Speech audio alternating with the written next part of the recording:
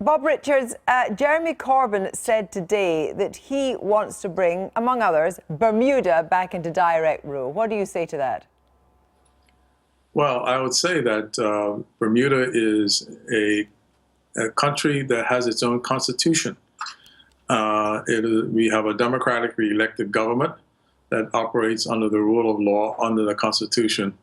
And the Constitution is an agreed document with the United Kingdom government. And we would not expect the United Kingdom, a government that has great respect for the rule of law, to breach their own covenants. Are you saying that you couldn't be brought back into direct rule? I'm saying that we expect the UK, just as they expect from us, they expect us to operate under not only the written constitution, but the conventions that have been laid down for decades.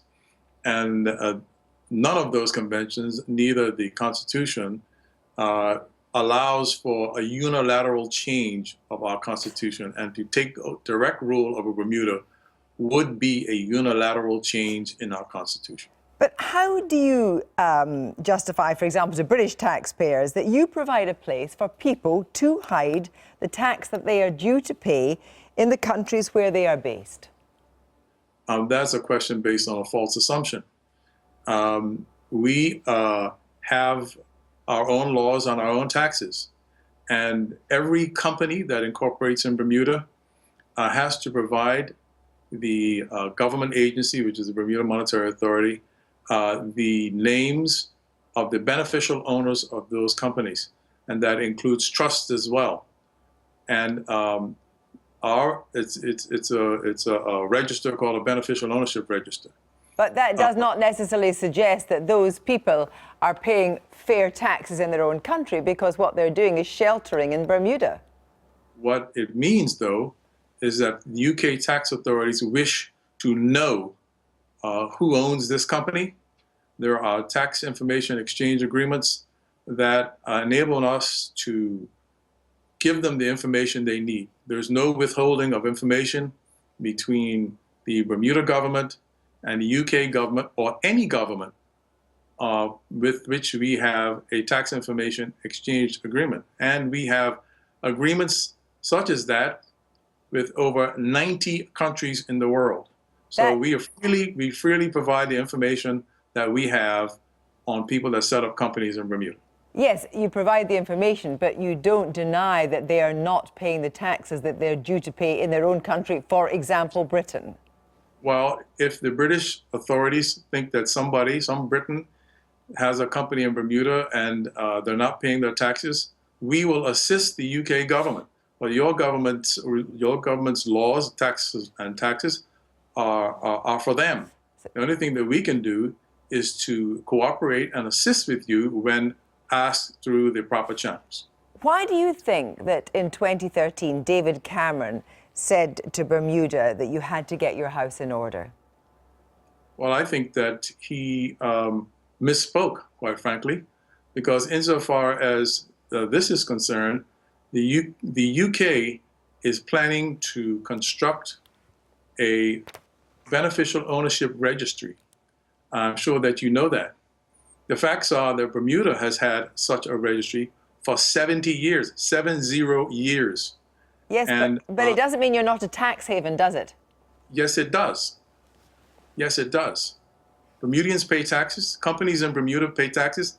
I'm the tax man. I'm the finance minister. So I can tell you that the taxes in Bermuda come to about 17 or 18% of GDP. So we pay taxes.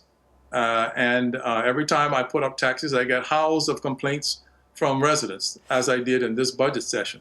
So the notion that we can run a country, run a government with no taxes is not really realistic. No, it's not so much the taxes that Bermudians are paying, it's taxes that people from all over the world who register companies with you are not paying. Well, if you want to get taxes from those entities, we have a system where we cooperate with countries in question.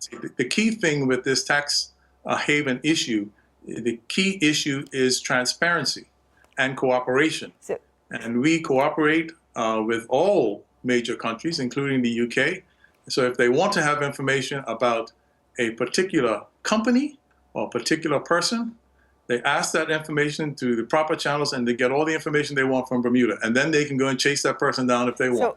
So do you put yourself in a different bracket from the British Virgin Islands, for example, and the Caymans?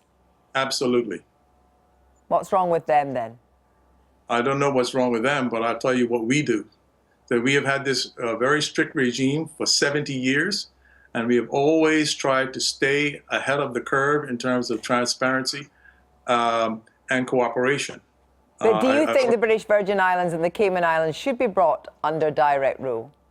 I'm not going to comment on other overseas territories. The only thing I can say to you is this, that there seems to be a tendency on the part of not just the UK, but the UK included, and other countries, to treat all overseas territories the same.